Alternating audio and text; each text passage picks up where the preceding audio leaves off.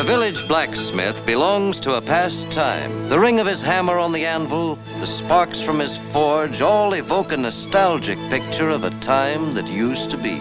A time when a 3-alarm fire was answered by the clanging bells of the old hook and ladder wagons. A time when the big brewery wagons rolled through the city drawn by giant percherons.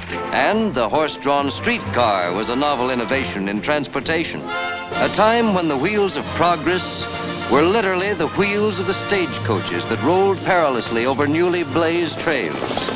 In those days, the smithy was a mighty important man, and shoes like this model for a Wells Fargo Express snowshoe were made as carefully as the parts for the motors of our modern transcontinental buses. Here, George Garfield, blacksmith to Hollywood stars, gets a telephonic SOS from Joel McCrea. And keeping up with the times, George gets out his streamlined truck, complete with portable forge, bellows, and all necessary equipment, and drives to the rescue. One of McCrea's horses needs a new set of shoes. Joel is one of Filmdom's real ranchers. His hobby is raising cattle, and he has some of the finest stock in the country. Garfield whistles to let Joel know he's arrived, forge and all, and Joel comes a-galloping. This might be a scene right out of a Hollywood Western, only there's no pretty girl to rescue and no double-dyed villain to fill with buckshot. Just a horse that's in trouble. The making of a horseshoe is not as easy as it seems. No two horses' hooves are alike. They vary not only because of natural physical differences, but because different types of horses take different kinds of shoes, and age too makes a difference. Here, George Garfield casts a pony's shoe. Notice the difference in size? One can almost fit inside the other. Joel's going to oversee this operation, but the most difficult job of all is the fitting of the shoe to the horse's hoof. Now, how do you like that?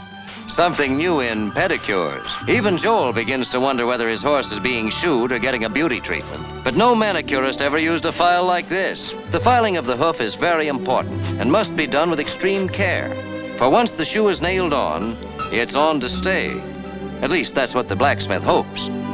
The outside of the hoof must be filed to conform to the shoe. George is finished with Joel's horse now and is on his way to another customer.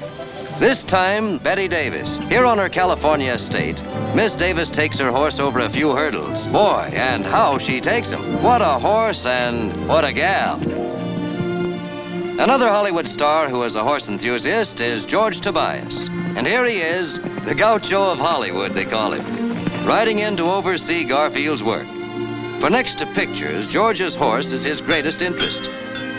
Well, you can't blame him. It's a mighty fine-looking horse. Who wouldn't be proud to own him? Comes down to the courses, sir, on the racetrack. It's Double Talk Cliff Nazaro. Hey, Cliff. That ever gets in the arm, the whole cattle force is salaried state.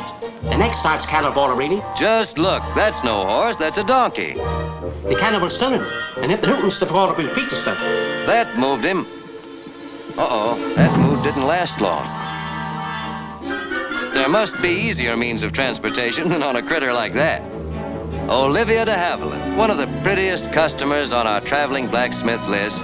Well, Olivia, you've gone sort of country, haven't you? Riding the family harrow may be fine for the figure, but that dust you're raising certainly was never mentioned in any beauty hints I've ever read. And here comes George Garfield, and we certainly envy him the time he's going to spend on this farm. For Olivia De Havilland is the best back-to-the-farm argument anybody could bring up. Well, here our blacksmith is at Big Boy Williams. Big Boy's polo pony is having shoe trouble, and he's called George out to look him over. Shoe trouble for a polo pony is serious business, as Big Boy well knows. Polo is a nerve-taxing sport for both horse and rider, and demands trigger-like coordination of mind and muscle. And after a chucker, even a big man like Williams is willing to call it a day. Now let's visit Priscilla Lane. Priscilla is another and very ardent member of the early morning canter school. And with Miss Lane as a companion, who wouldn't get up early in the morning for a ride in the country? George Garfield goes to work for Yehudi. No, not the man, but the horse. For that's the name Jerry Colonna has given this beautiful white animal he's riding now. Jerry is very proud of his horse.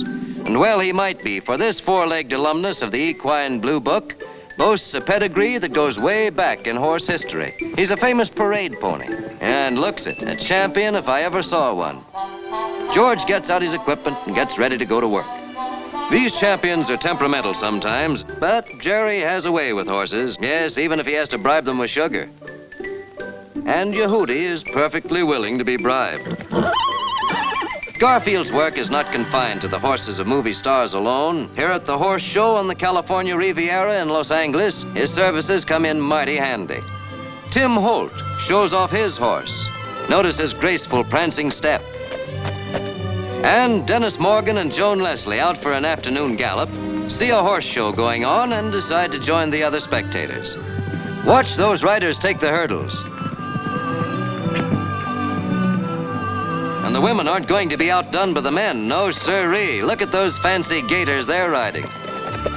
This is one sport in which the fairest sex has always held its own with the men.